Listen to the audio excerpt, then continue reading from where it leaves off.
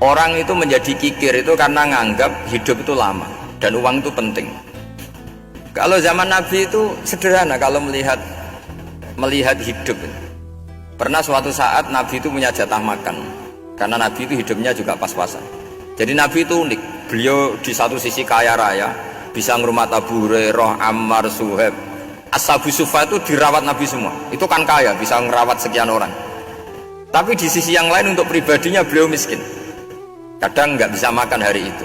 Tapi di saat yang sama bisa merawat ahlus suffah. Jadi keliru kalau orang hanya cerita Nabi itu miskin, untuk makan dirinya aja susah. Itu keliru. Kelirunya kalau tidak diteruskan, tapi Nabi mampu menghidupi ahlus suffah. Singkat cerita, jatah makannya Nabi itu dikasihkan orang. Ketika Nabi tanya, ya Aisyah, makanan jatah saya di mana? Oh ya Rasulullah, tadi ada orang minta tak kasihkan, maka makanan itu habis. Apa kata Nabi? Kamu salah Aisyah. Yang kamu kasihkan itu justru yang masih. Ya, yang kamu kasihkan itu justru yang masih. Sehingga Nabi menganggap, makanya Nabi terus ngendikan. Ya kalau mukhatabnya lelaki ya kira-kira begini. Wahallaka min malika illa ma akalta fa'afnaita walabista fa'ablaita. Terusannya watasaddaqta fa'abqaita, kata Nabi.